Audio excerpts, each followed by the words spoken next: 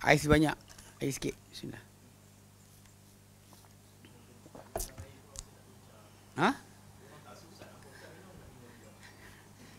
Yang terkencing kan.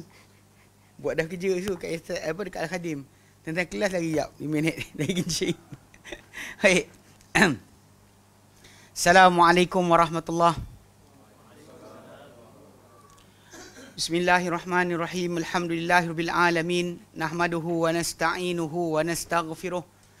Wa na'udzu billahi min syururi anfusina wa min sayyiati a'malina.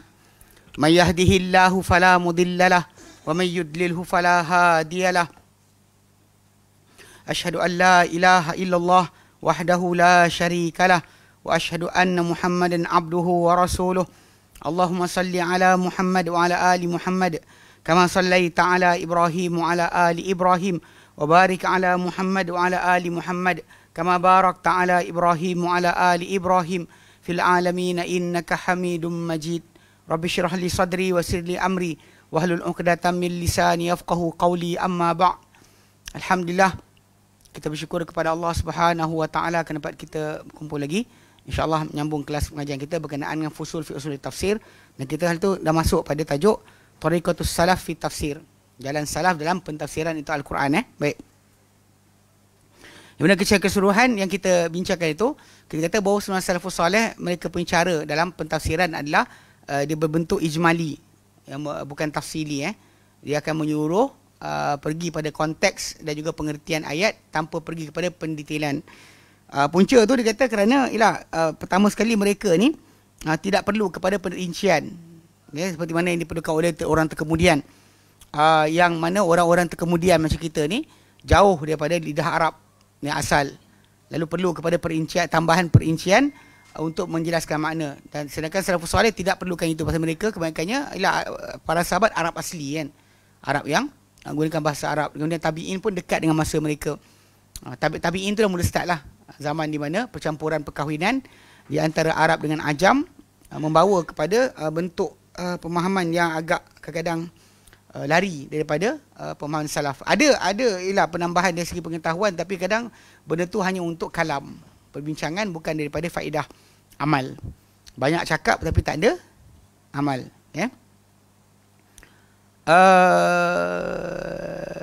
Okey. So, jadi dia kata itu dan boleh untuk diistimbatkan jalan-jalan para sahabat, para salafus salih dalam mereka mentafsirkan Al-Quran. Dia kata melalui pembacaan nurul kepada kitab-kitab tafsir yang mengambil berat tentang kata-kata salafus salih dan mengulas terhadapnya. Okey. Dan ni yang kita sebutkan itu ada sebenarnya 6 kaedah mereka yang kita dapat lihat berdasar kepada tafsir salafus salih berkaitan dengan tajuk ni. Pertama dia kata itu kita kata ada tafsir bil mutabiq, ini yang bertepatan atau seerti atau apa yang diletak untuknya lafaz. Kedua, tafsiran dengan lazim, mana keputusan, mana kalau macam ni maksud dia macam inilah, bagi maksud atau makna. Maksud tafsir dengan natijah. Ketiga, tafsir juzuk dengan makna, tafsir dengan misal, contoh, tafsir dengan kias atau i'tibar, tafsir isyarah. Okay, so kita masuk satu persatu start hari ni insya-Allah satu persatu. Baik, tafsilu hadza bil amsilati. Perincian 6 cara tafsir salaf tadi dengan contoh-contoh. Pertama, at-tafsir bil mutabiqi au bima wudi'a lahu al-lafzu. Pentafsiran dengan yang bertepatan atau apa yang diletakkan untuknya bahasa lafaz. Lafaz dalam bahasa Arab pakai untuk apa? Okey. Wal muradu bihi, dan yang kena akir dengannya adalah ma wudi'a lahu al-lafzu fi lughatil arabi. Apa yang diletakkan untuknya lafaz dalam bahasa Arab. Tapi benda ni kena define sikit, sebab kadang-kadang kamus-kamus yang moden dah campur adukkan kalimah yang orang Arab tak pernah pakai dia memakai. Bagian perkembangan bahasa kan kita sebut tu, istilah-istilah baru yang dipakai yang mungkin orang dahulu tak pakai. Kita dalam konteks ni masalah untuk maksud dalam masalah akidah dan sebagainya, kita memang kena terikat dengan apa yang difahami oleh salafus salih. Bahasa Arab mereka bukan bahasa Arab kita. Zaman berkembang, kadang-kadang ada benda yang bukan daripada asal bahasa Arab pakai, orang terkemudian guna, tiba-tiba dah masuk. Jadi macam satu kaedah. Macam istawa je istaula lah. Istawa bersemayam, dia kata istaula, menguasai. Sedangkan sandaran mereka untuk perkara tersebut bukannya daripada syair jahiliyah, bukan daripada daripada Arab awal sebelum Islam, bukan daripada Arab awal Islam, bahkan daripada syair seorang Kristian, penyair Kristian zaman Bani Umayyah bernama Akhtal, yang dia puji kan Bishr bin Hakam, itu salah seorang khalifah Bani Umayyah, dipuji dalam lambung-lambung, tapi pujian tersebut digunakan oleh orang-orang yang terlibat dengan ilmu kalam untuk mengalihkan maksud istawa kepada istaula. Jadi kata waqad istawal Bishru 'ala al-Iraq bi ghairi sayfin wala damin muhraq, telah menguasai Bishr bin Hakam ke atas Iraq tanpa pedang ataupun darah ditumpahkan. Tapi tak betul pun. Dia kuasa dengan kekerasan, dia bunuh banyak orang. Tapi yang kawan ni nak puji sangat, dia gunakan istawa jadi istaula. Faqad istawal Bishru 'ala al-Iraq. Seorang pun geng-geng yang kata takwilkan kalimah istaula, dia gunakan kalimah, tapi dia kata tengok ni syair. Tapi syair itu bukan syair asal. So kena define sikit lah, maksudnya kena perhatikan. Sebab tu macam ingat Ustaz Fasan, dia sebutlah kalau dia kata masyayikh-masyayikh dia dahulu bab akidah, dia kata kalau sekiranya seorang tu nak pastikan bahasa Arab tu tadi asal seperti fahaman salaf, maka ambil Mu'jam Maqais Lughah oleh Ibnu Faris ataupun Tahdhibul Lughah Al-Azhari. Dua tu yang kuat untuk menjaga masalah lafaz tadi, mesti ikut apa yang terdahulu. Adapun terkemudian masalah. Tapi macam tadi dia kata tafsiran dengan apa yang diletakkan dengannya bahasa Arab. Bahasa Arab pakai apa? Oleh orang Arab bukan orang, dan Arab tu kena tengok juga. Kalau dia kata dia punya perkembangan tu kemudian kita tak pakailah. Tak boleh pakai pasal benda tu akan merosakkan maksud asal. Okey.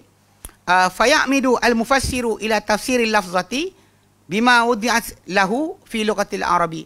Lalu akan bersandar atau pergi seorang ahli tafsir tadi kepada pentafsiran lafaz dengan apa yang diletakkan untuknya dalam bahasa Arab. Dan inilah tafsir, wa hadha huwa tafsir mubashir lil lafzi. Dan ini adalah tafsir langsung bagi lafaz. Cuma kita selalu sebut punca dia sebab kadang-kadang masalah penggunaan. Kadang-kadang ada qabilah yang tak pakai. Kalimah tadi orang Arab dah pakai lama, tapi qabilah sekian tak pakai, qabilah ni pakai. Dan kat situ akan timbul tajuk lah. Macam seolah-olah macam para sahabat cuba jelaskan lagi, ataupun tabi'in tu jelaskan lagi satu kalimah dengan kalimah yang seerti dengannya. Okay? Tafsir lafaz dengan lafaz. Waqad dzakara hadhihi tariqata wa nabbaha 'alaiha Imamul Mufassirin. So kita telah menyebut akan cara ini atau jalan ini dan memperingatkan terhadapnya Imam ahli tafsir At-Tabari.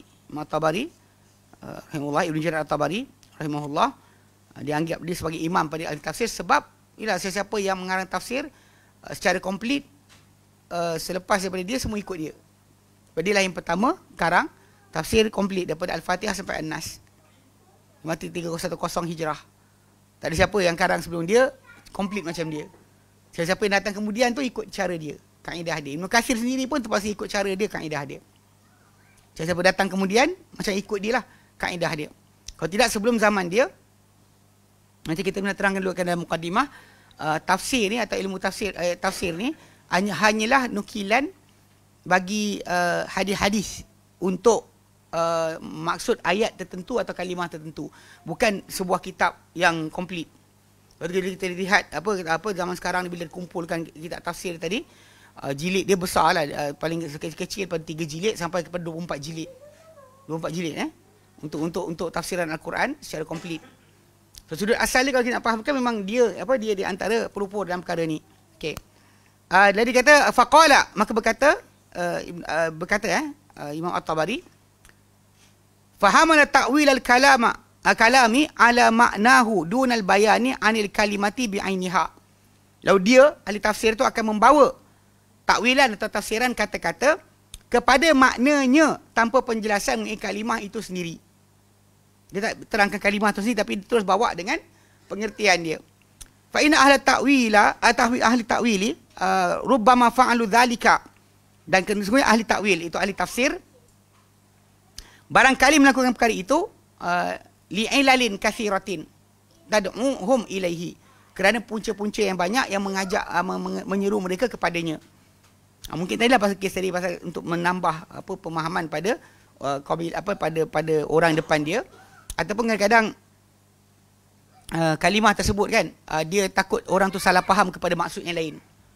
Sebab ada kalimah-kalimah bahasa Arab ni dia mempunyai banyak maksud. So kalau kita tidak perhatikan betul-betul, takut orang ingat maksud yang dikehendaki ini tapi maksud satu lagi. Macam solat lah. Kita pernah terangkan. Solat dalam Quran Karim datang dengan maksud solat. Tapi solat dalam Quran Karim datang dengan maksud tempat solat. Datang dengan maksud doa. Maksud dengan doa. So kalau dikata orang tersebut dia nak tahu kat mana kan. Dia kena tahulah apa penjelasan dia. Dia tak rungkai kalimah solat tu apa. Tapi dia rungkaikan pada ayat ini maksud solat tu adalah ini. Contoh macam ayat 103 surah At-Taubah kan. Kalimah solat tu bukan maksud dia solat solat. Demikian juga apa macam ayat 43 surah An-Nisa. Kalimah solat tu untuk tajuk apa, jangan orang yang junub mendekati solat kecuali melintas jalan. Illa abiri sabilin. Pun kalimah solat tu tak boleh difahami kalimah solat perbuatan. Bukan doa, bahkan di tempat solat. Jangan hampiri tempat solat. Bukan setakat perbuatan solat, tempat solat tu pun jangan hampir. Dia ceritakan. So jadi basic dia kalau kita nak faham kat sini, macam yang dimaksudkan lah, kadang-kadang ada illah yang banyak lah untuk mereka jelaskan gunakan cara ini, kata Ibn Jarir At-Tabari. Tapi antara dua cara tadi, dua sebab dia macam sebut lah, untuk menambahkan penjelasan kepada orang yang mendengar. Tadi mungkin dia tak biasa faham kalimah tadi maksud dengan maksud sedemikian. Ataupun kadang qabilah dia tak pakai. Ataupun dia orang Arab. Dia orang Arab. Kawan ni orang Arab juga. Tapi mungkin dia tak pakai, maka saya lagi akan jelaskan. Ataupun dalam bentuk lain macam tadilah, kalimah tadi mempunyai maksud yang lain dalam ayat itu. Dalam ayat itu maksud dia lain. Nah, bukannya macam pasal kan Nabi pernah terangkan zalim tu maksud dia syirik. Bukan zalim maksud dia zalim. Bukan zalim buat dosa. Zalim tu syirik. Nabi sini pernah jelaskan. So kadang-kadang benda sini kita dapat lihat dalam Quran Karim memang ada salafus salih macam tu penjelasan dia. Okey. Qala Syekh Islam Ibn Taimiyah rahimahullah, fa inna minhum, maka sungguh di kalangan mereka, di kalangan tafsir ni, okey, yaqsudu mufassiri salaf, maksud maksud Ibn Taimiyah minhum tu di kalangan mereka, itu di kalangan ahli tafsir salafus salih, may yu'abbiru 'ani syai'i bilazimihi wa nazirihi, dengan lazimnya ataupun setentangnya, seumpamanya, yang setara dengannya. Lazim tu sebenarnya nombor dua, kita akan bincang nanti. Dengan lazimnya yang nombor dua, itu dalam bentuk cara nombor dua mereka tafsirkan Quran. Tapi dengan nazirihi, dengan yang setara dengannya, seerti dengan dia. Okey. Dia kata wa minhum may yanussu 'alal syai' bi'ainihi, dan ada di kalangan mereka yang menaskan benda tersebut ia sendiri. Dia naskan benda tu benda sama, tapi kalimah yang lain je dia pakai.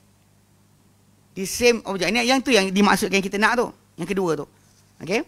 Yang kedua tu. Yang pertama tu lazim tu yang nombor dua. Nanti kita akan belajar yang nombor dua, ini. Tafsir dengan lazim ni, ni. Lepas tu yang pertama, yang kedua tu tafsir tu dengan apa dia kata dinaskan dengan ia sendiri, ia sendiri.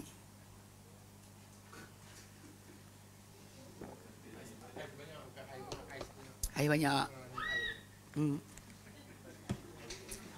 Dahaga macam mana? Hujan ni kan? Sikit. Hujan. Okey, misaluhu contoh. Ni cakap-cakap tak contoh tak faham. Okey, baik. Misaluhu contoh dia. Contoh dia kata qauluhu ta'ala, firman Allah Ta'ala, surah At-Tur. At-Tur ayat kedua. Wa kitabim mastur, dan demi kitab yang mastur. Okey, kalimah satara, mastur, maksud dia apa? Maktub. Satru garisan. Mana dengan garisan? Tadi kita tulis. Sampai sini demi kitab yang ditulis. Lepas tu dia kata kat situ, qala Qatadah, berkata Qatadah, Ad-Dhahak dan Dhahak, al-mastur, kitabim mastur, maktub. Maksud dia? Maktub.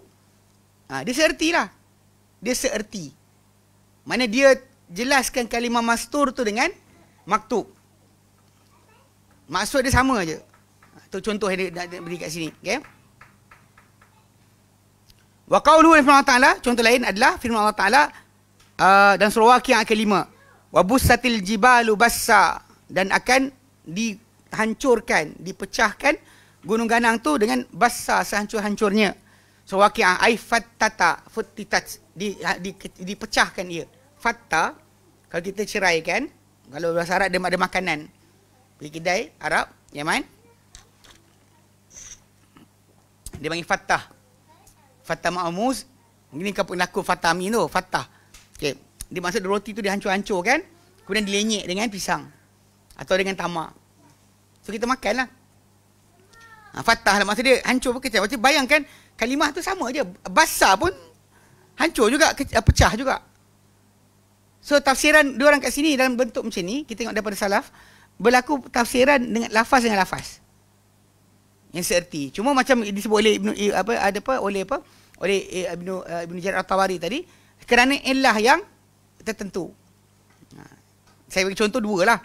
Kerana kabilah tu tak pakai, kabilah lain pakai kalimah tu. Macam Umar bin Khattab atas mimbar, tak tahu kalimah abba tu apa. Wa fakihatan wa abba. Dia baca-baca, lepas tu dia macam, abba tu apa? Dia berhenti kejap. Dia startle lah. Dia macam, abba ni apa? Yang lain tahu, kan? Yang lain dia tak faham, dia faham. Yang ini dia tak faham. Lepas tu dia, ini takaluf, dia tinggalkan. Dia tak layan untuk teruskan fikirkan tentang kalimah tersebut. Dia tinggalkan terus. Itu contoh yang macam tapi pada asal macam kita terang dulu, kan kadang kalimah-kalimah macam ni kabilah-kabilah lain pakai. Di Yaman macam ni, Ib tu kan, satu kawasan, satu daerah di Yaman ni dia panggil Ib sebab dia punya keadaan tempat dia bila musim hujan, dia akan jadi hijau. Menghijau, bukit-bukit dia jadi hijau. Musim lain dia kelabu. Jadi Ib tu diorang kata nama tu bersempena dengan kehijauan kawasan tersebut. Dan abba sebenarnya adalah rumput-rumput renek yang dimakan oleh binatang-binatang ternakan. Tu yang Umar macam wafakihatan wa abba. Mekah tak ada. Mana orang gembala benda tu kat Mekah? Faham tak? Dekat Mekah diorang tak dapat rumput renek tu. Musim menghijau diorang takkan nampak. Stansi kelabu je. So jadi dekat situ guideline kita. Kadang-kadang kalimah tu diorang tak pakai. Tapi siapa yang luas perjalanan di kalangan para orang-orang Arab atau salafus soleh, luas perjalanan, banyak pergi tempat, dia akan banyak definisi kalimah yang dia akan dapat jumpa berbanding dengan yang tak keluar kampung. Tahu kan? Dia cerita pelik kat Perlis. Ada tempat nama Pauh. Tapi orang Perlis tak panggil buah pelam tu Pauh. Yang panggil Pauh tu orang Kelantan. Kelantan yang panggil buah pelam tu Pauh. Orang Perlis panggil pelam tu pelam. Kan? Jadi kadang-kadang benda cerita, benda tak diguna, istilah tak pakai. Sampai kan satu saya ingat dulu waktu time sekolah kan. Kita baca pantun banyak kan, rajin orang baca pantun, tapi tak faham kalimah pauh tu apa. Pucuk pauh dia 5 batu. Anak semilang di tapak tangan. Dia apa? Pantun tu glamour. Sungguh pun jauh beribu batu, hilang di mata di hati jangan. So, jadi orang macam hafal. Ni antara pantun kena hafal. Tapi pauh tu apa seorang tak kerti. Padahal pauh tu pelam. Ni contoh lah kan. Ni nak kena faham kan. So jadi kita kata sebab banyak. Kadang itu kita kata kalau dah faham apa nak terangkan lagi. Macam home. Awak nak terangkan lagi tak home tu apa? Tak payah. Unless ada masalah kat situ, ada kekeliruan, dan kita kata home tu siapa? Siapa dia maksudkan? Macam dekat kalimah-kalimah ni tadi. Okay? Masa dia kata wabussatil jibalu bassa, dipecahkan gunung sepecah-pecahnya, itu dihancur-hancurkan, dicerai-ceraikan ia gunung tersebut. Itu dari surah Al-Waqiah ayat ke-5. Okay. Dia kata warada dzalika an Ibn Abbasin. Ni macam ni punya cara tafsiran telah datang daripada Ibn Abbas. Wa Mujahidun dan Mujahid bin Jabr, Ikrimah, Ismail As-Suddi dan Abi Saleh. Ini semua ni ulama-ulama di kalangan salaf dan sahabat dan tabi'in yang mereka menafsirkan kadang-kadang dengan cara tersebut. So kita jumpa cara mereka tafsir macam tu. Dia terangkan kalimah dengan kalimah. Kalimah dengan kalimah. Macam zalikal kitab dengan hadzal kitab lah. Ibn Abbas terangkan zalikal kitab ay hadzal kitab. Dia terangkan maksud zalika tu adalah hadha, bukan hadha. Zalika tu zalika. Faham tak? Itu tafsiran kalimah dengan kalimah. Yang punca dia macam kita sebutkan, memang kadang-kadang berlaku dengan sebab ialah antara yang benda tadi untuk tambah penjelasan atau takut kekeliruan berlaku. Dan only dia akan tambah macam tu. Okey? Baik. Digunakan kalimah yang orang kedua tu akan faham. Second person tu akan faham. Dia kalau digunakan kalimah yang asal Al-Quran, mungkin orang tak pernah pakai. Baik. Dia kata sini, wa kadza tafsiruhum lil wadud. Demikian juga tafsiran mereka dengan al-wadud. Cuma yang ini sebenarnya dah masuk lazim sebenarnya. Dia campur dua. Sebab digunakan kalimah wadud tu dengan kalimah muhib. Muhib, al-muhibbu. Dia kata tafsiran mereka terhadap kalimah al-wadud dan surah al-buruj. Wa huwa al-ghafurul wadud, dan dia Allah Taala al-ghafur yang amat mengampunkan, al-wadud yang amat penyayang. Kalimah wadud tu wadda yawaddu kan, memang bermaksud dengan sayang. Dimaksud sama dengan ahabba yuhibbu, sama dengan maksud pengertian ahabba yuhibbu.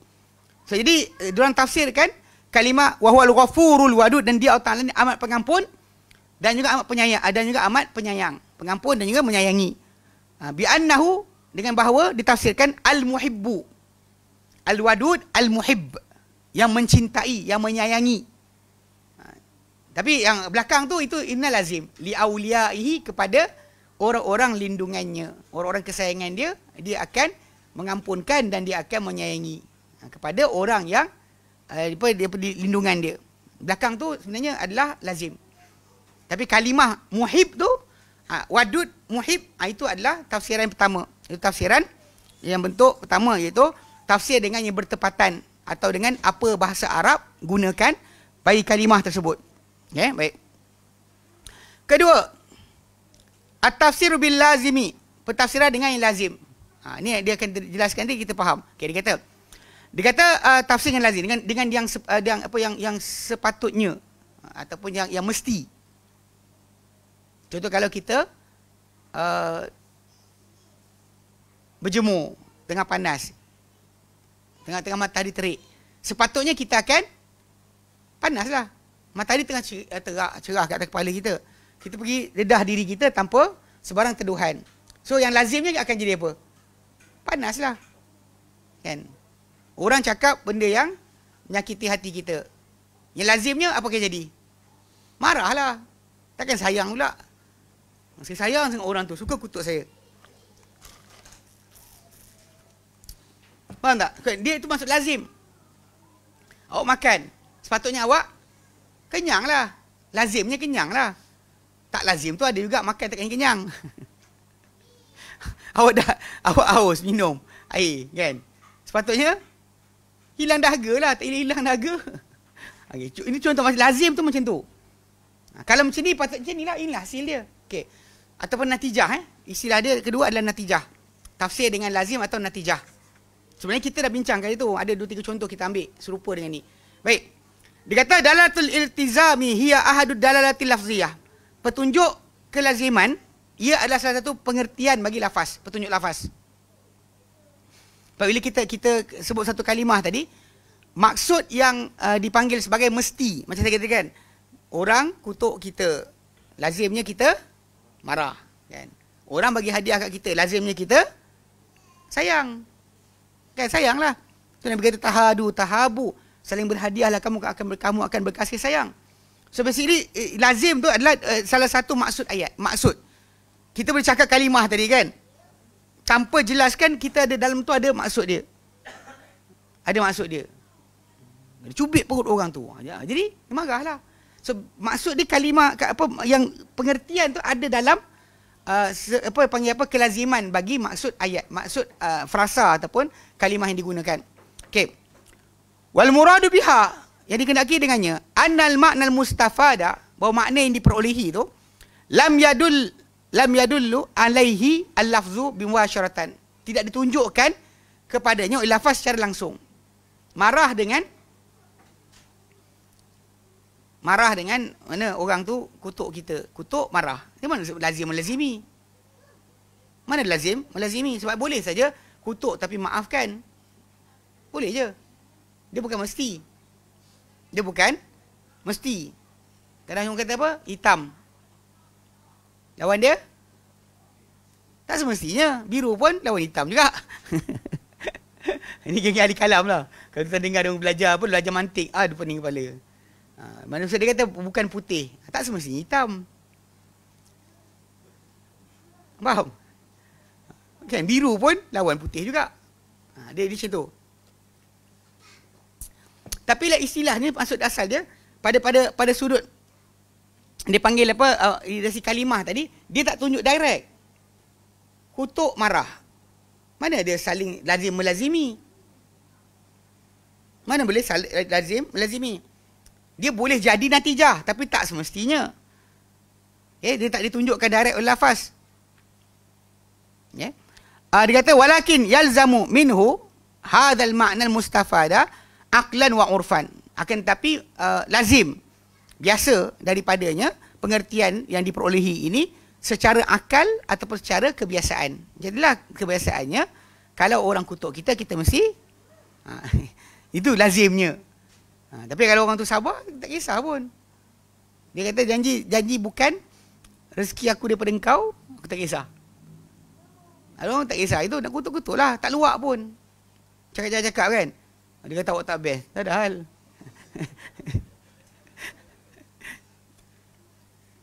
Ada kawan saya dulu lah, dia marah. Cerita dia pasal kawan kita lah juga kan, seorang lagi. Tuan tak kenal apa, tuan kenal seorang ni. Dia keluarkan statement. Statement tadi macam apa, ialah logiknya tak salah pun kata-kata dia tadi. Dia kata lebay parti tertentu ni lagi jahat daripada orang parti lain yang tak ada kaitan dengan agama sebagainya kalau tak ikut sunnah. Betul atau salah? Betul lah. Tapi bila statement tu keluar dalam grup kawan-kawan kami, jadi kawan-kawan lain kata suruh dia minta maaf. Saya pula masih campur. Saya kata asal dia minta maaf. Kenapa dia minta maaf, saya kata. Dia kata, saya kata betul lah tu. Kau tak ikut sunnah, kan? Memang jahat gila lah. Manusia tak ikut sunnah dia jahat. Mana dia kata manusia tak ikut sunnah tu baik? Dia memang realiti. Dia kadang kata banding dengan orang yang berfahaman sekular, yang tak lawan agama, dengan orang yang fahaman agama, lawan agama. Mestilah mudarat orang yang lawan agama tadi daripada kalangan ahli agama tu lagi teruk. Saya tak nampak lagi. Kita tak faham juga. Dia macam blur. Sedangkan bentuk direct je. Straight to the point. Takkan tak faham kot. Tapi kerana dia kata apa? Dia kata pasal benda ni macam menghina parti politik tadi, maka tak disuruh minta maaf balik. Lepas tu bila saya pertahankan kawan kita, dia marah. So ada yang marah, dia kata apa? Habis kalau Ustaz Adli, kalau orang kata saya tak jumpa, saya tak suka Ustaz Adli. Saya kata beli apa aku? Menyampah, saya nak menang je. Siapa nak bertekak, nak kalah? Tak, kalau realiti kawan marah saya kan. Dia kata, Ustaz ni sibuk, dia nak menang je. Dia suka impose. Saya ingat apa, ada seorang makcik time ASQ tu. Diharamkan, kita buat seminar sebagainya kan. Ada makcik tu dia kata, you actually paksa orang ikut pendapat you. Maksud dia, bila saya bagikan apa statement tu, saya pengaruhi orang itu ikut. Itulah tujuan kita pun. Memang tujuan kita hari itu untuk kata ESQ tu sesat. Macam mana kita cakap untuk kata tidak? Dia tak puas hati. Dia macam, awak tak boleh, awak suka paksa orang ikut pendapat awak. Habis tu, saya suka pendapat orang lain. Saya nak kata benda sekian tak elok, lepas tu saya tosah impose fahaman tadi pada orang. Buat apa? Itu tosah cakap apa? Dia diam pun. Dia diam. Kenapa? Tak ada apa, tak cakap apa. Boleh lah betul. Kalau ayat tu kata, orang tu kata, awak asyik nak menang je. Memang pun. Kalau bertekak, takkan nak kalah. Jadi kawan tu kata lah, dia kata, habis Ustaz Adli kalau orang kata menyampah tak suka. Tak ada hal, saya kata. Menyampah lah. Jangan kacau gaji aku sudah. Kalau bos kita tak suka kita, ya. Akan efek kita punya gaji. Kalau orang lain tak suka, lantak ke lah. Beli apa? Bukan luak pun duit gaji kita. Makan kenyang je. Kan? Pergi kat Oli ke apa tu kan. Makan lantak makan. Dia tengok lah, dia marah-marah kita pun kita dapat makan juga. Faham tak? Itu tajuk asal. Faham tak? Tak semesti kutuk tu akan jadi marah. Ada orang kutuk dia marah. Dia satu benda nasihat saya pada kawan-kawan ni kan. Bila kita dah lepas buat video apa-apa kan, lepas tu ada geng-geng sesat ni bercakap, tak tahu je. Terus layan. Diorang ni kadang bukan ngerti apa benda pun kan. Dia macam cakap je. Kalau cakap suruh jumpa tak nak. Tak, kita panggil suruh jumpa tak mau dia. Tapi dia cakap lah tulis ini, tulis itu. Awak pun bantai. Lepas tu dia ejek balik. Tak guna pun. Cakap dengan dia nak jumpa. Tak nak sudah. Ngarut kan. Buang masa. Banyak lagi apa benda-benda faedah. Daripada masa kita habiskan melayan kawan tu, baik menghafal Quran ke. Dapat 2-3 ayat. Kan, korang boleh jadi teman kita kubur ni. Baik, jadi maksud dia, ulang balik. Kutuk tak semesti marah. Kan, ada orang kadang kutuk-kutuk happy. Bergurau. Dia kutuk sambil bergurau kan. Makin kutuk makin mesra. Macam inilah bahasa setengah-setengah tempat kan. Macam orang kata Melaka. Sebenarnya bukan Melaka je. Belah Kelantan boleh cuma cara cakap tu. Natemu dia kata. Dia cakap macam tu bunyi lembut tapi sebenarnya kasar kot. Binatang kan. Bunyi. Menatang mu kalau Terengganu bunyi berat sikit. Kalau Terengganu sebut natang tu, natang mu. Kalau geng-geng Kelantan dia seduk. Dia punya tone dia lembut. Tapi tetap kutuk juga. Soal kuliah maksud dia tadi macam dia macam ni, dia segi uruf dan juga akal dan uruf biasanya itu natijah. So kadang-kadang dengan tafsiran itulah yang keluar. Okey. Contoh dia kata apa? Kal kitabati tastalzimu katiba. Seperti apa? Tulisan memastikan ada yang menulis. Mestilah. Mana tulisan tu datang tanpa tulisan? Ataupun macam orang kata kutiba alaikumus siyam, difardu kata kamu berpuasa. Mesti ada yang memfardukan. Siapa dia? Allah lah. Allah yang memfardukan. Itu lazim. Tak ada kita apa tak faham. Kita faham. Okey. So jadi kadang-kadang pentafsiran tadi akan keluar dengan bentuk macam tu. Maksudnya dia orang akan jelaskan kemestian atau kelaziman. Mana kalau ini maksudnya inilah. Tak patut kita lari daripada maksud lain. Okey. Min amsilatihi, di antara contoh dia adalah tafsirul wadud. Itu saya sebut tadi kan. Bil mahbubi min awliyaihi. Okay. Yang wadud tu diterjemahkan dengan yang dikasihi oleh orang-orang lindungannya. Saya terjemahkan kalimah awliya dengan kalimah wali. Maksud orang dilindungi. Wali pelindung, wali orang yang dilindung. So, bila kita kata orang tu wali Allah, orang-orang lindungan Allah Ta'ala. Nak tahu maksud dia, buka dalam hadis, buka dalam Quran. Ada tafsiran dia. Bukan geng tarikat. Wali-wali Allah ni orang yang beriman dan bertakwa. Bukannya pengamal tarikat. Yang poyo kata kami dia wali Allah. Itu pelik. Baik. Contoh dia kata kat situ, tafsiran al-wadud tadi dengan mahbub min awliyaihi. Kalau tidak kalimah al-wadud tadi, hanya datang kalimah wadud je. So wadud oleh siapa? Wadud oleh siapa atau kepada siapa? So wadud tu dua sudut. Dia bunyi fa'ul, tapi dia punya maksud fa'il dengan maf'ul. Dia menyayangi orang-orang lindungannya, orang-orang lindungannya sayang juga kepada dia. Dua-dua dua sudut. Tapi ialah kalimah wadud itu saja, kalau tidak menyayangi. Apa? Tak tahu. Lazimnya adalah menyayangi orang-orang lindungan dia. Itu yang kelaziman, kemestian. Itu maksud dia lazim. Okey. Fal wadudu karrahim. Jadi wadud ni seperti ar-rahim. Ai al-wadu li awliyai, yang menyayangi terhadap orang-orang lindungannya. Itu fa'il. Kalau diletakkan wadud dengan maf'ul, itu yang atas tadi, al-mahbub. Okey, ar-rahimu li awliyai, yang penyayang terhadap orang-orang lindungannya. Fahadha tafsirun bil mutabaqati kama marra. Dia ni tafsiran kalimah wadud dengan rahim ataupun dengan kalimah mahbub. Itu tafsir mutabiq. Kama marra.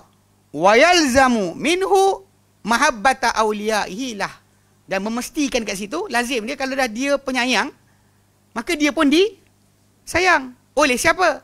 Okey, memastikan daripada dia mencintai kecintaan orang-orang lindungannya kepadanya.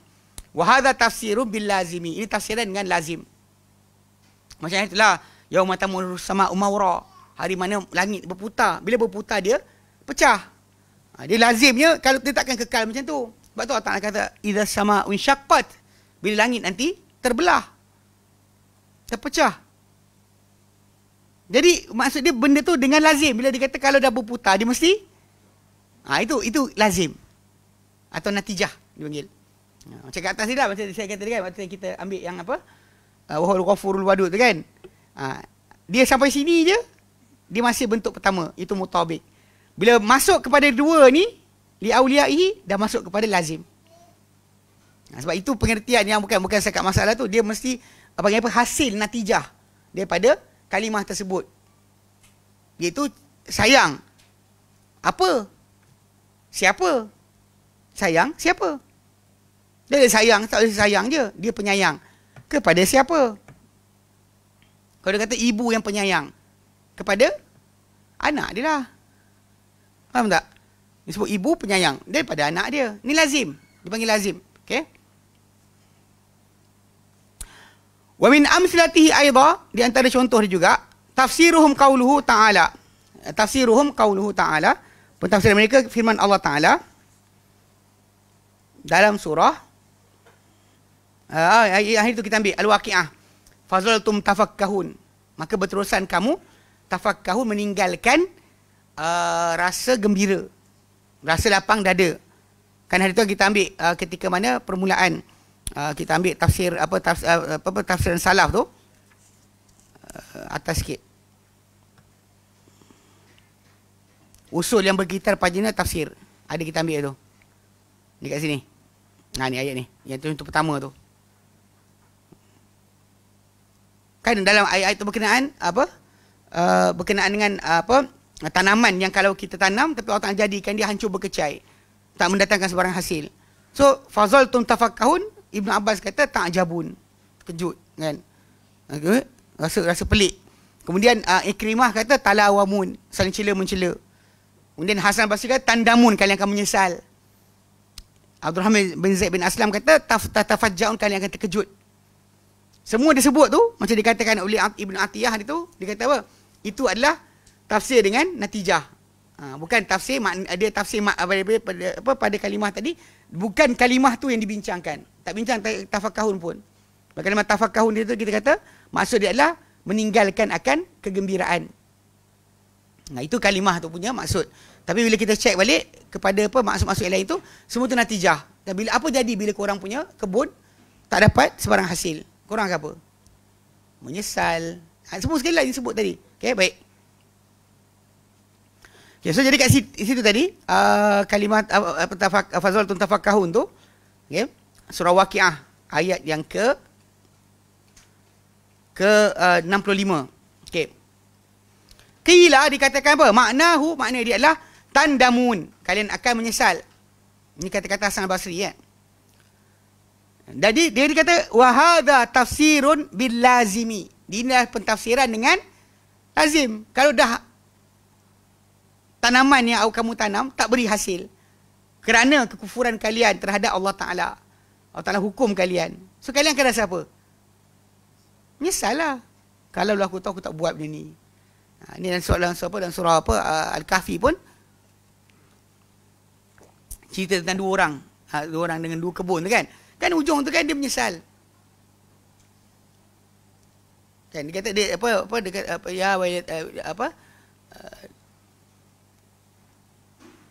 Dia kata ujung ayat tu dia kata ya laitani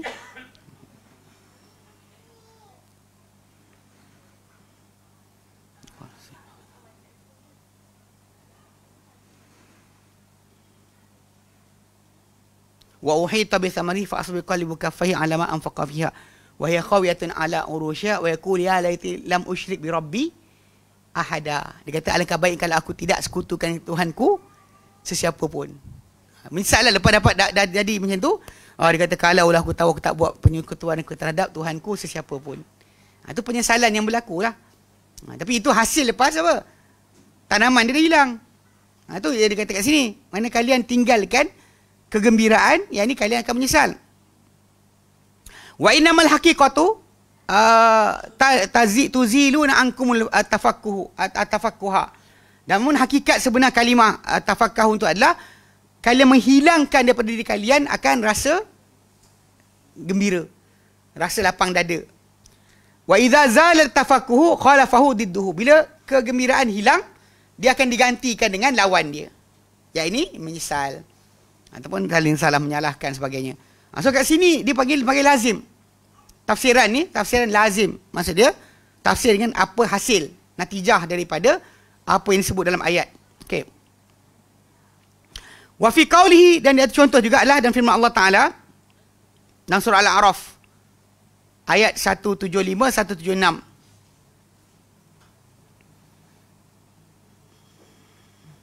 Dia kata watlu alaihim naba'al ladzi atainahu ayatina. Bacakanlah Muhammad kepada mereka berita orang yang kami berikan dia bukti-bukti kami. Fansalakha minha. Lalu dia berlepas diri daripada bukti-bukti yang kami berikan. Fa'atba'ahu syaitanu. Lalu syaitan mengikuri dia. Okay. Fakana minal ghawin, maka jadi di kalangan orang-orang yang sesat. Walau syi'na la rafa'nahu biha. Kalau kami inginkan, kami pasti mengangkat dia dengannya. Okey. Qala Ibn Qayyim kata Ibn Qayyim, qala Ibn Abbas kata Ibn Abbas, lau syi'na la rafa'nahu bi ilmihi. Kalau kami nak, kami angkat dia dengan ilmu yang dia ada. Tinggikan dia dengan ilmu yang dia ada. Itu kata Ibn Qayyim, kata Ibn Abbas.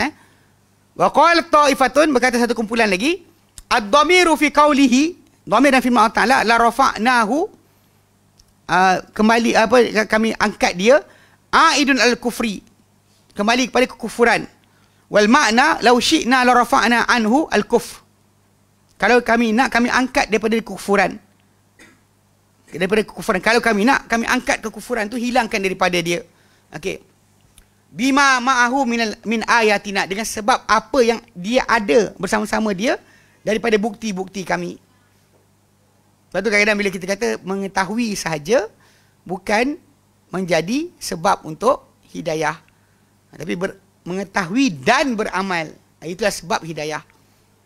Kadang-kadang bila ada orang pening kepala, belajar-belajar pun sesat. Dia kata kan, dia belajar satu benda, tahu kebenaran satu benda, beramal dengan kebenaran satu benda yang lain. Bahkan kita tengok balik macam Bani Israel, bila Allah Ta'ala burukkan kedudukan mereka. Mereka bukan bangsa yang tak mengetahui, terutama golongan ahli kitab di kalangan mereka kan, rabai-rabai tu tahu. Kenal Nabi lah, tapi tak kenal Nabi pula. Nabi diorang kenal macam kenal anak sendiri. Jadi diorang bukan tak tahu, problem diorang adalah masalah apa? Tak nak beramal, tak nak ikut kebenaran. Sebab tu diorang digelar dengan maghdubi alaihim, dimurkai. Sebab tu macam Ibn Qayyim pernah sebutkan, dia kata manusia ni boleh sesat dengan dua sebab. Satu, su'ul qasad. Satu lagi, su'ul faham. Su'ul qasad ni macam Yahudi lah. Yang mereka ni diberikan oleh Allah Ta'ala pengetahuan. Macam kalau ikutkan kisah dengan Musa kan, dia nampak sendiri makanan turun dari langit, dipayungkan dengan awan, jalan-jalan tengah tak ada panas pun, belah lautan, lintas, keluar matahari daripada batu. Apa lagi dia tak tahu? Tahu dah semua. Tapi soalan dia adalah apa? Tak patuh. Sedangkan jadi mereka ni ada sentiasa buruk keniat. Everything Allah Ta'ala suruh je, dia akan cari cara untuk tak nak ikut. Sedangkan terbalik pula, golongan Nasrani pula, golongan yang nak kebenaran tapi tak jumpa kebenaran. Dia panggil dhalin, sesat. Allah Ta'ala firmankan berkenaan Isa, sayang Isa macam anak, dia kata Isa anak Tuhan, sembah Isa, tinggalkan Allah Ta'ala. Pelik juga. So konsep dia yang kita nak faham kat sini lah, dia kata pasal kalimah tadi kan, bacakanlah kepada mereka berita orang yang akan berikan dia bukti-bukti kami. Lalu dia insalakha itu macam apa, terlapah, tertanggal daripada bukti-bukti kami. Lalu syaitan mengikuti dia, follow dia, pandu dia, maka dia menjadi golongan yang sesat. Kalau kami ingin, kami angkat dia dengannya. Apa maksud angkat dia dengannya tu? Ibn Qayyim kata, yang pertama adalah kami nak, kami angkat dia dengan tanda-tanda kami yang kami berikan. Kami tinggikan ke darjat dia. Okay, tapi satu pendapat lagi dia kata dhamir pada kami angkat dia kembali kepada kekufuran tu sendiri. Maksud dia wal makna law syi'na, kalau kami mahu la rafa'na anhul kufra, kami pasti angkat daripada kekufuran, hilangkan daripada dia kekufuran, bima ma'ahu min ayatina, dengan sebab apa bersama dia daripada bukti-bukti kami, kalau kami nak. Ni maksud dia dua tu boleh balik ke satu, balik ke satu lagi. Tapi dia kata qala Mujahid, berkata Mujahid wa Atha dan Atha bin Abi Rabah, la rafa'nahu anil kufri bil imani wa asamnah, pasti kami angkat dia daripada kekufuran dengan iman, dengan iman, dan kami akan lindungi dia, pertahankan dia. Wa hadzal makna haqqun, dan makna ni adalah benar. Wal awwalu, yang pertama yang disebut oleh Ibn Qayyim tu adalah kehendak ayat. Kehendak ayat tadi. Allah Ta'ala nak bagi tahu pada kita bahawa walaupun orang tersebut dah diberikan bukti-bukti oleh Allah Subhanahu Wa Ta'ala, itu bukan bermaksud dia tidak akan ada peluang disesatkan. Ini kena faham, dan datang kelas agama pun boleh sesat. Sebab kita tahu kan, bila kita baca Al-Quran, antara arahan Allah Ta'ala pada kita adalah wa idza qara'tal Qur'ana fasta'iz billah minasyaitonir rajim. Bila kamu nak baca Quran, maka minta perlindungan dengan Allah daripada syaitan yang dijam. Kamu nak baca Quran, minta perlindungan dengan Allah Ta'ala. Sebab syaitan bukan lari, tapi syaitan akan datang. So jangan sangka bahawa dalam Masjidil Haram tak ada kan. Dulu Abu Jahal, Abu Lahab tinggal dalam tu. Kawasan Masjidil Haram tu, orang tinggal dalam tu. Tak ada kena petir pun. Mati kejap tempat lain. Dalam perang Badar kan, Abu Jahal mati perang Badar, bukan mati kat Mekah tu. Abu Lahab ialah mati dekat Mekah. Tapi nak ceritakan bahawa mereka ni bukan kerana kufur tadi ditimpa dengan musibah macam tu, tak ada. Elok je bikin tayangan keliling Kaabah, lepak-lepak dekat Haji Ismail dan sebagainya. Bukan tajuk. Ada orang kita kata kalau kufur jahat tu Allah tak suka, habis jahanam. Tak ada. Kalau Allah biarkan untuk istidraj. Jadi jangan silap faham lah. Okay. Sebab tu nak faham kan, dalam Masjid Nabawi ke Masjidil Haram pun, orang sesat tu boleh ada je. Bukan je syarat. Kita disuruh untuk supaya sekat orang kafir. Tapi kalau orang kafir nyuruh tipu-tipu, kata syahadah tipu, kita cakap apa? Kita cek keislaman dia. Tapi bukan kita disuruh untuk pastikan Islam dia betul atau tidak. Oh, ni jadi kes kan, wartawan. Wartawan daripada Israel. Dia datang dengan rombongan presiden, dia lari-lari masuk lintas itu. Orang tak tanya, tak tunjuk lah, tak tahulah.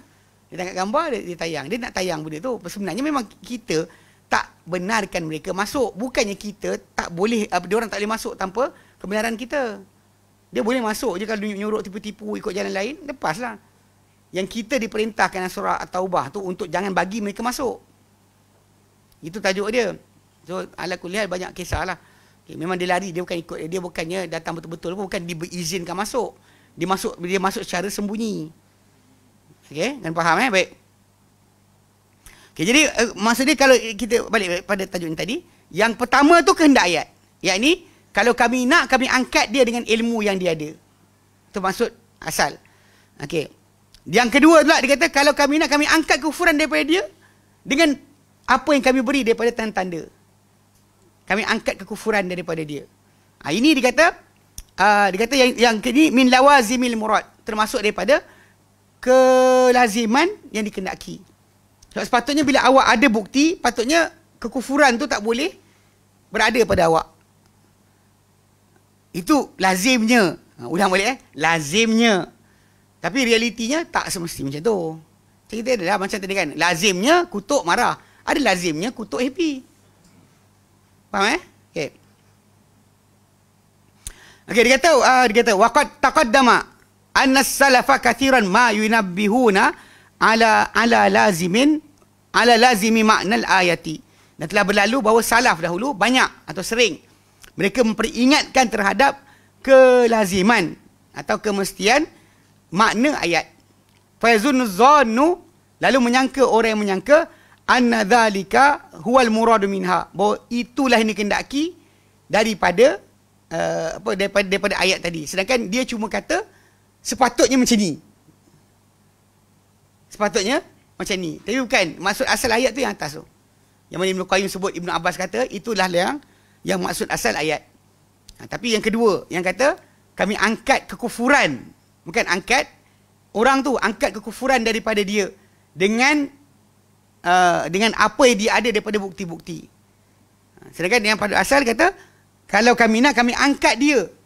Angkat dia, kedudukan dia. Ya, dengan ayat-ayat atau bukti-bukti kami. Itu maksudnya asal.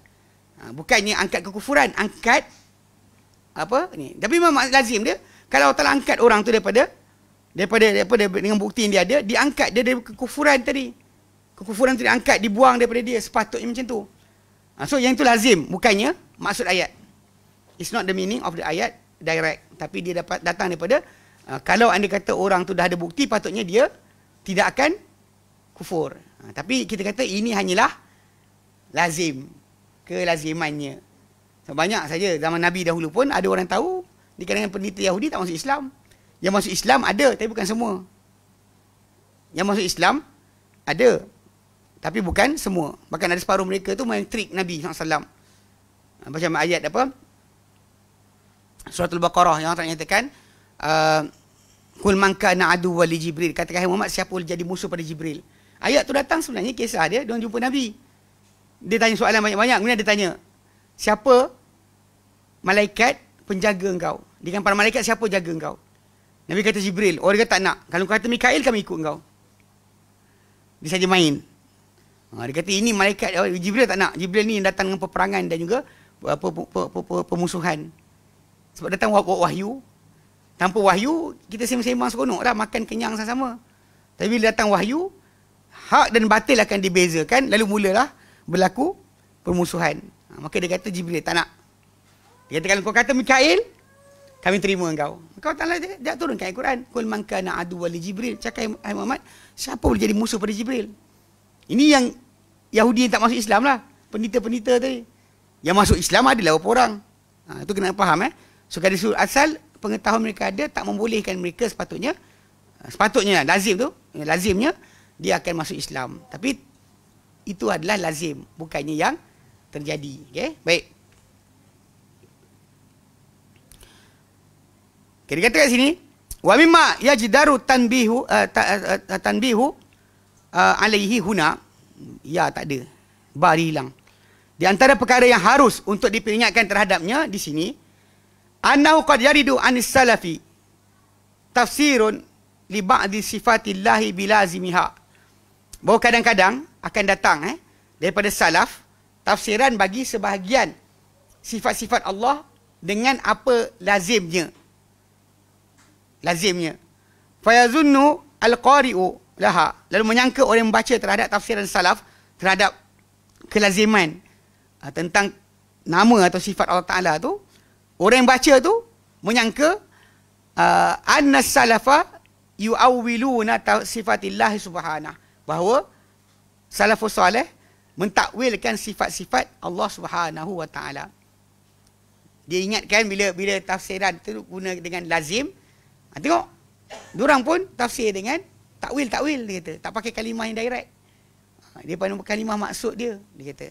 Lalu fa hadza laysa bis-shawab. Dia kata ini bukan betul. Tidak betul, tak benar. Wa dzalika li anna al-asla 'inda salafi, itu adalah kerana yang asal pada salafus salih, huwa anna sifatillahi ala al-haqiqati, bahawa sifat Allah di atas hakikat. Dia bukan di atas majas. Okey? Bukan pinjaman. Wala yajuzu ta'wil, tak harus untuk ditakwilkan. Fa idza ra'aita mithla hadha, bila kau lihat yang seumpama ini, fa'alam annahum la yu'awwilun, ketahuilah mereka tak takwilkan. Li'annahu lam yarid an ahadihim annahu ankara sifah, kerana tak datang daripada mereka seorang pun daripada mereka mengingkari sifat Allah Ta'ala. Bahawa ini datang daripada golongan ahli bid'ah, Qadariyah ke, dan daripada Mu'tazilah dan seterusnya. Mereka memang menafikan sifat. Macam Allah Ta'ala berkuasa, tak boleh cakap Allah Ta'ala berkuasa. Tak boleh kata Allah Ta'ala berkata-kata, tak boleh kata Allah Ta'ala melihat, tak boleh kata Allah Ta'ala mendengar. Sebab benda basic dia adalah macam tajuk dia, mereka ingkari sebab berdasar kepada ilmu kalam lah. Ilmu kalam dia letakkan kalau tadi tak buat, sekarang buat, dan benda dibuat dalam baharu. Tadi tak buat, sekarang buat. So dia baharu. Bila baharu dia makhluk. Simple as that. Cara kaedah Aristotle. Semua jadi sebut dibuang. Lepas tu kita dengar orang kata Allah tak berkata-kata, Allah tak berkata. Lepas tu tak nak cakap Allah tak nak berkata. Melihat, marah, dia tak nak. Semua dibuang. Jadi pada salafus soleh tak ada perangai macam ni. Dia tak pernah menafikan apa-apa dari sifat Allah Subhanahu Wa Taala. Itu asas dia. Okay? Dia kata wa farqa bainal inkari sifati wa tafsiri bil lazimi. Inilah dia kata perbezaan dia bezakan di antara mengingkari sifat dengan tafsir dengan lazim. Amma ma tarahu indal khalafi al mutaakhirin. Adapun apa yang anda lihat daripada atau di sisi khalaf, golongan terkemudian yang mutaakhir, min tafsir sifati bil lazimiha, dan yang berupa pentafsiran sifat dengan lazimnya, fa innahu ta'wilun laha. Maka ia adalah takwilan bagi sifat tadi. Dia bukan tafsir dengan lazim, tapi dia tafsir dengan takwilan bagi sifat. Macam yadun dengan kudrah. Orang ingat itu adalah lazim. Kebiasaannya kalau kita nak buat apa-apa, kita kudrat kita dengan tangan. So, jadi tangan tu adalah simbolik bagi kudrat. Itu cara terbalik. Dia nafikan terus. Dari golongan mutaakhir ni, dia nafikan kalimah yad. Dia kata ini berjisim makhluk. Sedangkan kita tahu bahawa Allah Ta'ala sebut tentang dirinya apa dia kata, kita tak tahu rupa macam mana. Kita tahu, kita tak ada contoh. Dan tak berhak kita menafikan. Sebab iman kita dengan apa yang datang daripada Quran atau hadis tentang sifat-sifat Allah Ta'ala, kita tahu makna tapi tak tahu cara. Allah Ta'ala tak ada contoh.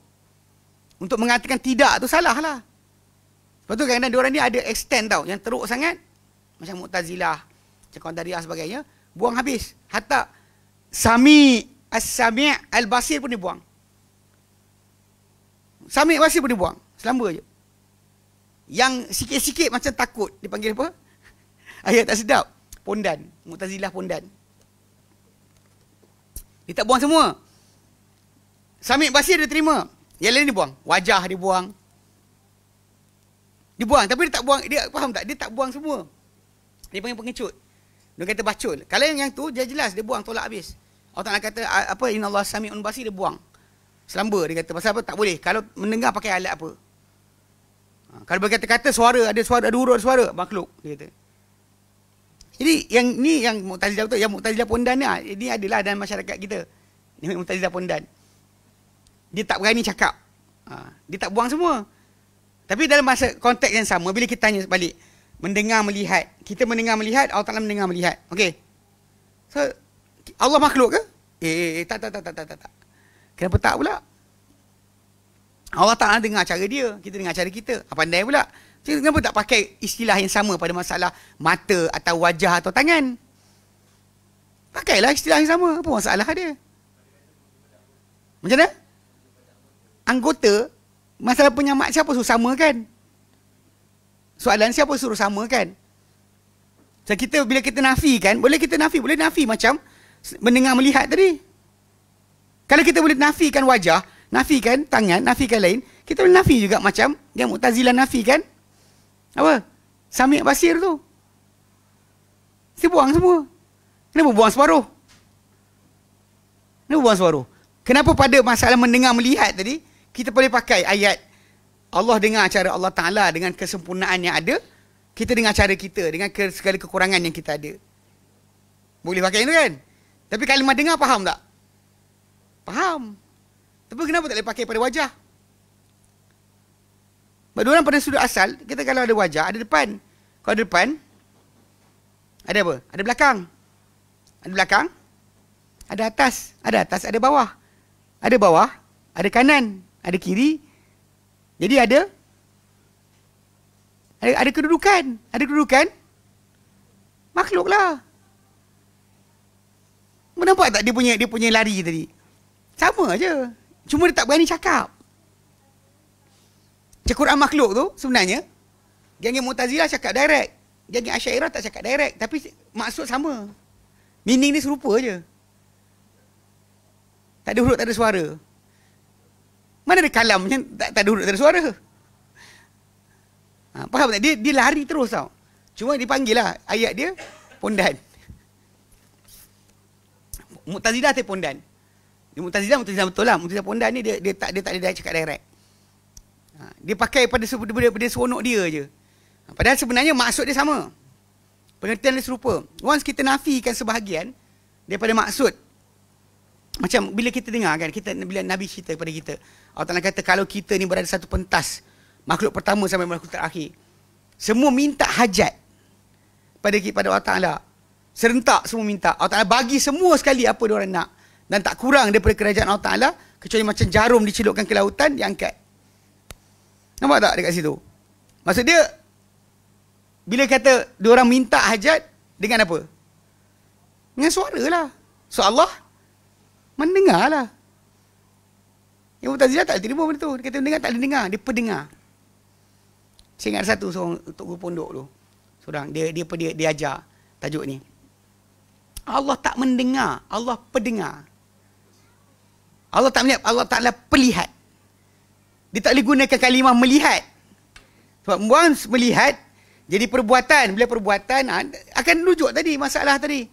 Makulatul Arsh tu akan rosakkan balik. Sama je sebenarnya. Saya dikata anggota. Siapa suruh percaya? Sebab tu saya sering bagi istilah sayap tu. Awak faham sayap. Tapi sayap malaikat awak tak tahu rupa macam mana. Sebab kan malaikat ada sayap, 600 sayap satu badan. Awak tak boleh bayangkan. Macam mata buka mata nampak. Faham kalimah. Tapi tak tahu cara. Macam itulah aplikasi dia. Pada sudut benda-benda syurga neraka, nampak pandai.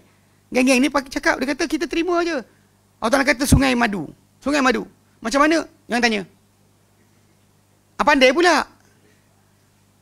Semua ghaibiyat macam tu. Semua ghaibiyat macam tu. Tapi pada aplikasi kepada Allah Ta'ala tu dia masalah.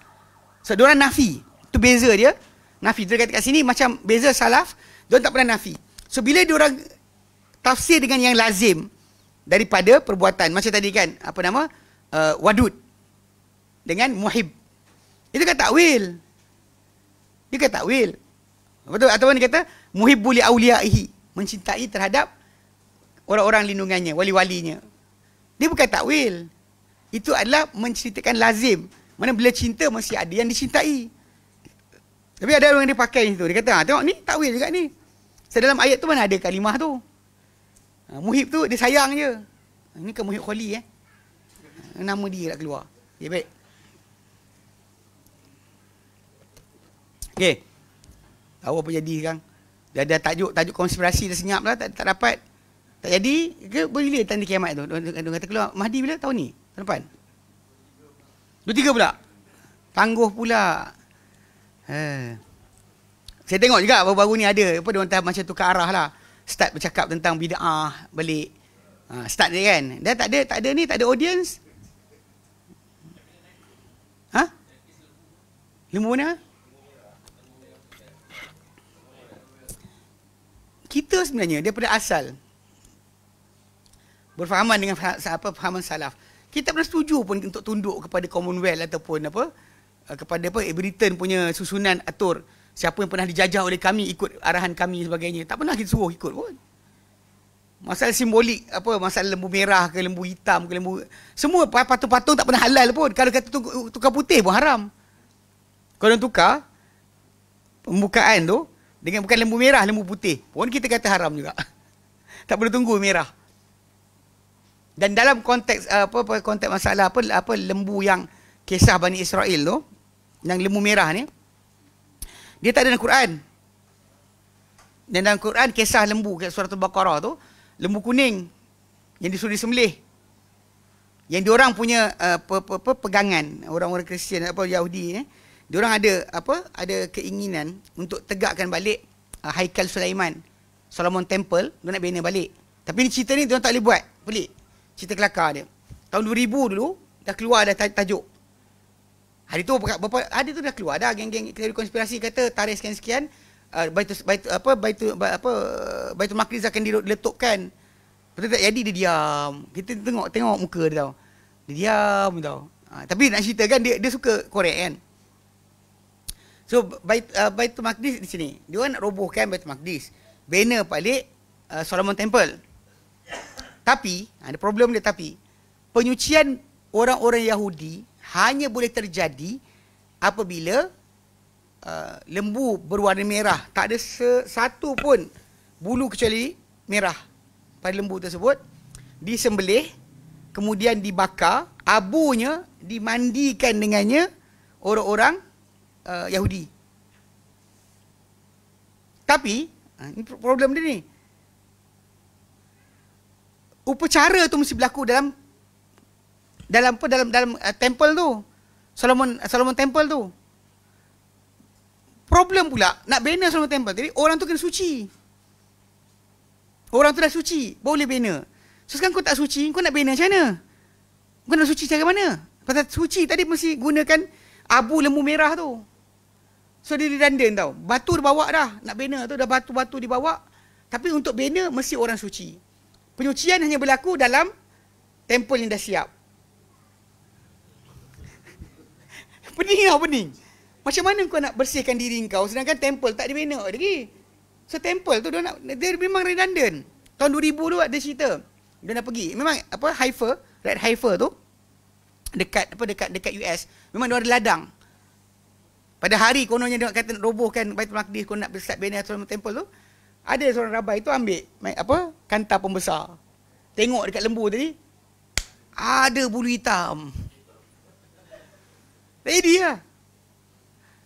Dia sebenarnya mengarut je dia. Dia tu ritual-ritual rekaan mereka sendiri. Penyucian berlaku dengan abu lembu merah Red Heifer tu yang dibakar, dibuat sembelihan dan sebagainya dalam temple tadi. Masalah temple tu tak boleh bina kecuali orang-orang suci. So siapa dia nak? Jadi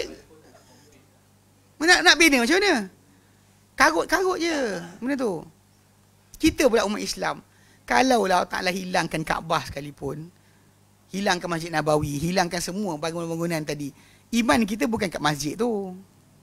Faham tak? Kita tak kisah tak ada ke tak ada, kita tetap obligated dengan arahan Allah Ta'ala. Solat arah ke situ. Tak ada Kaabah pun kita solat ke situ. Kaabah berkali dah roboh sebenarnya. Bukan baru sekali. Berkali-kali dah roboh, tenggelam dan sebagainya. So benda ni diorang punya cerita-cerita yang kes tadi kan. Yang kita tengok sukan Commonwealth tu buat apa? Kalau datang kelas tak nampak lah. Kita tengok cerita macam tu. Punya banyak masa, kita sibuk tengok lembu merah. Apa dia lembu merah ini? La haula wala quwwata illa billah ilal azim. Memang orang sesat. Orang sesat punya gaya awak buat. Awak kita tengok buat apa? Tu anak pelik kat lah. Tapi diorang suka macam tu. Seronok. Tak tahu kenapa. Okay. Okay, faham? Jadi maksud dia kalau ikutkan yang beza salaf bila sebut lazim tadi, dia bukan takwil. Sebab macam nak bezakan, diorang tak pernah nafi sifat. Adapun golongan mutaakhir ni, dia nafi sifat Allah Ta'ala. Allah Ta'ala kata dia ada wajah, diorang nafikan. Dan apa dia cakap tak boleh pakai dah. Tak cakap. Faham tak? Mana benda-benda ni penafian berlaku. So, bila dia tafsirkan dengan lazim, dia adalah takwil. Bukannya lazim. Okey. Wa dzalika li anna madhhab haula huwa ta'wil. Pasal mazhab mereka memang takwilan, bukannya mazhab iman dengan apa yang datang. Okey. Walidha ya'maduna ila tafsiriha bilazimi sifat. Kerana itu mereka pergi, mereka menuju atau bersandar kepada tafsirannya dengan lazim sifat, bukan dengan sifat itu sendiri. Dia terus pergi. Beza diorang dia tu adalah memang mereka menafikan akan sifat. Sedangkan salaf tak pernah nafi sifat. Lepas tu saya ingat macam kes Imam Al-Qurtubi kan. Imam Qurtubi. Dia Qurtubi Cordova. Dia adalah ulama daripada Asy'ariyah. Dia buat tafsir kan. Tafsir Al-Qurtubi. Dia dalam tafsir dia sebut bila dia dibahaskan tentang Ar-Rahman Asy-Istawa tu, dia kata salaf semua kata Allah Taala ada arah. Tak pernah kata Allah Taala ada arah. Semua mengatakan Allah Taala di atas. Tak ada siapa kata Allah Taala di mana-mana. Tak ada. Dia dengan jujur dia cakap. Sebab tu nama dia dalam bab ni tak masyhur. Bab bantai geng-geng menari zikir pun dia juga. Imam Qurtubi. Jadi dia cakap terus terang, memang salaf tak pernah ada mazhab yang lain kecuali itu. Pelik kan? Tapi ini nak fahamkan. Jadi mutaakhir ni, dari kalangan khalaf, dia tak. Bila dia takwilkan tu atau dia lazim dengan sifat lazim, dia bukannya macam salaf. Tapi tujuan mereka memang untuk lari daripada zahir maksud. Sebab tu dia pergi lazim sifat. Dia pergi pada konsekuensi sifat tadi. Bukan kepada sifat itu sendiri. Baik. Qala Suyuti, berkata Imam Suyuti. Qala ulama, berkata para ulama. Kullu sifatin, semua sifat, yastahilu haqiqatuha. Semua sifat yang mustahil hakikatnya. Allah, ke atas Allah Ta'ala, tufassaru bilazimiha, akan ditafsirkan dengan lazimnya. Soalan, mustahil dari segi apa? Akal lah.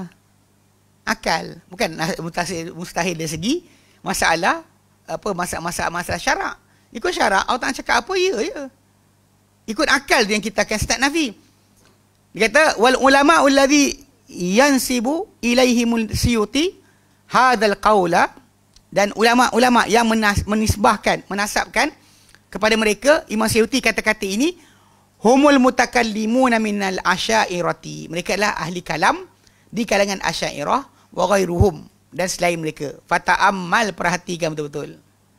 Dia kata, ni kadang orang ambil. Ni Imam Suyuti cakapnya ni. Dia kata kullu sifatin yastahilu haqiqatuha. Semua sifat yang mustahil hakikatnya. Tu kita saya balik, ikut apa? Ikut syarak. Tak ada mustahil bagi Allah Ta'ala kata apa dia kata. Tunggu sampai sana, nantilah kita tahulah betul. Tidak. Sebab kita start ukur dengan akal, kita nafikan sifat Allah Ta'ala, siapa kita? Allah kata dia ada, kita kata dia tak ada. Allah kata dia ada sifat ini, kita kata tak ada sifat tu. Kalau ada, dia makhluk. Kalau ada, ini adalah bertentangan dengan akal. Habislah. Rosaklah. Sebab tu kena faham, penisbahan tu kepada siapa? Kata-kata yang dikatakan mustahil tu, ikut apa? Kalau ikut akal, kita tak terima. Balik pada asal, Allah Ta'ala tidak akan diketahui, dikenal. Ini kita disebut kaedah kan. Allah Ta'ala pertama tak akan dilihat di dunia. Sebab tu para sahabat Nabi SAW kata kepada baginda SAW, hal nara rabbana yaumal qiyamati. Maksudnya kat dunia ni, takkan siapa-siapa boleh nampak Allah Ta'ala. Dan Musa ketika Allah Ta'ala kata, lantara ni aifi dunia. Bukan di akhirat. Musa nak tengok dunia. Di dunia tak boleh. Sebab Allah Ta'ala tidak akan. Bahkan kita disuruh takutkan Allah Ta'ala dengan ghaib. Allah Ta'ala sebut, innal ladhina yakhshawna rabbahum bil ghaib lahum maghfiratun wa ajrun kabir. Semua orang yang takut Tuhan mereka dengan ghaib. Untuk mereka ada keampunan dan ganjaran yang besar. Dan surah Yasin yang lama dah tinggal kan. Innama tunziru man ittaba'adz dzikra. Sambung. Tak ingat tu. Innama tunziru man ittaba'adz dzikra wa khasyiyar rahmana bil ghaib. Engkau wahai Muhammad hanya ingatkan dengan peringatan. Siapa yang takut apa yang mengikuti akan peringatan. Wa khasyiyar rahmana bil ghaib. Dengan ghaib. Takut Tuhan penyayang dengan ghaib, bukan dengan nampak. Pasal kita tak boleh nampak Allah Ta'ala satu. So kita nak kenal satu benda, tak nampak tak boleh. Allah Ta'ala tak lihat. Kedua, tak ada contoh. Oh, tak ada contoh. Kita boleh kenal satu benda dengan contoh. Kalau saya sebut kalimah, awak tak faham, tapi saya bagi contoh, awak nampak barang nanti. Contoh. Kan dalam hadis Nabi SAW berkenaan dengan perumpamaan orang beriman baca Quran dengan munafik yang baca Quran kan. Ada 4 gambaran. Yang pertama Nabi beri tentang orang beriman baca Quran macam utrujah. Tahu utrujah? Saya sebut citron. Tahu? Tak tahu. Okey, saya sebut bayangkan limau bali. Nampak? Warna kuning. Kulit tebal, isi kecil. Saya sebut contoh awak nampak lah. Kalau saya sebut contoh awak tak nampak pun. Sebab kita benda ni pasal balik pada asal anda hanya boleh kenal dengan nampak sendiri. Kalau tak nampak kena ada contoh. Yang kedua disebut orang beriman yang tak baca Quran seperti tamar. Faham tamar? Rasa dia manis, bau tak ada. Tak ada bau. Okay. Orang munafik baca Quran seperti Raihanah. Tahu Raihanah? Ni bukan Ustaz Joe punya jenama tu. Okay. Raihanah ni dia wangian tau. Dia pokok kecil, pokok renek. Yang orang Arab biasa dia akan bawa masuk dalam masjid. Hari dia campak-campak. Jadi wangi satu masjid. Dia rasa dia pahit, bau dia wangi. Okey. Last sekali orang munafik tak baca Quran. Saya sebut kalimah kan, anda tak nampak gambar. Hanzal. Nampak tak nampak? Okey. Okey, Hanzal ni saya sebut contoh, anda akan nampak gambar. Macam temikai. Tapi kecil. Besar penumbuk. Ada bulu. Bulu-bulu. Saya sebut ni semua. Terus keluar gambar. Potong dua nampak macam timun. Kalau kita kena dua, dalam macam timun. Nampak beri contoh. Allah Ta'ala laisa kamithlihi syai'. Lepas tu kita sebut mana pun kan, kita akan jumpa. Takkan jumpa. Sebab tak ada contoh. Habis hujung sekali, yang ketiga lah cara untuk kita kenal Allah Ta'ala. Melalui dia sendiri yang cerita pada kita, atau dia cerita pada kita orang paling kenal dia. Siapa paling kenal Allah Ta'ala? Nabi lah SAW. Bukan arif billah, geng-geng makrifat ni. Orang tahu apa. Semua nak pakai gelaran arif billah kan. Suka hati dia je. Tahu tak kenal, tak apa, mengaku, suka ngaku, claim. Arif billah. Ramai jumpa orang yang pakai nama arif billah. Nabi tak pakai nama arif billah. Tak. Tapi nak fahamkan contoh tadi kan. Kat sini masalah timbul pada golongan ahli kalam ni. Pasal kita boleh kenal dengan 3 cara. 2 ni tutup dah siap-siap. Nampak sendiri tak boleh. Contoh pun tak boleh. Awak nak nafi something pun awak kena contoh. Contoh pun tak boleh. So tinggal satu je. Apa dia? Kita tahu dia dengan perkhabaran dia sendiri cakap apa dia ada. Habislah. Barulah betul. Barulah tepat. Ini masalah yang banyak orang tak faham. Baik. Kita berhenti sini. InsyaAllah sambung kemudian. Nanti kita masuk tafsiran salaf. Cara salaf mentafsirkan Quran. Itu yang ketiga adalah tafsir berjuz'il makna. Pentafsiran dengan juzuk makna. Sebenarnya kita macam kita sebut itulah. Dia kita lintas dah contoh-contoh ni. Nanti kita remind balik je. Sebab kaedah-kaedah kita bagi contoh tentang tafsiran tu, memang ada kita sebut dah contoh-contoh yang dibuat oleh salafus soleh terhadap tafsiran tadi, macam tafsiran juzuk dengan makna, juzuk makna, atau dengan contoh, atau dengan yang awal tadi lah. Semua sekali tu ada contoh-contoh yang kita dah ambil sebelum ini. Baik, wallahu a'lam. Kita berhenti sini, InsyaAllah kita sambung kemudian.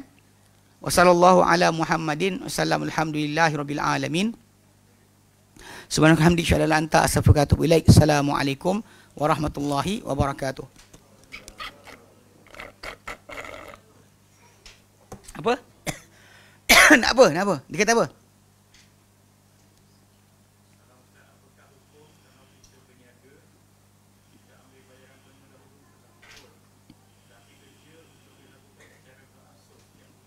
Terus?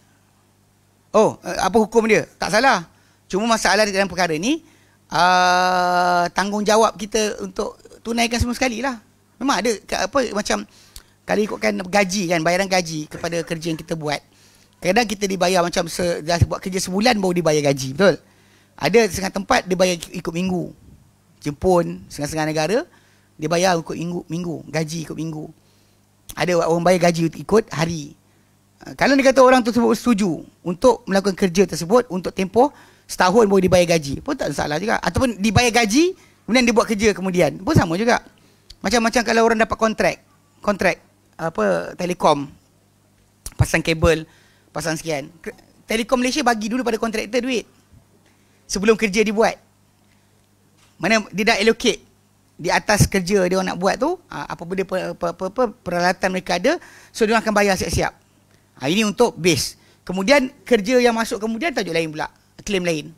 Benda tu memang ada, tak ada masalah kat situ. Cuma kejujuran lah masalah melaksanakan tugasan tadi. Kita akan dikira balik dengan nilai kerja kita, apa skop kerja kita dan apa yang kita buat. Okay? Baik, okay. Wallahu a'lam.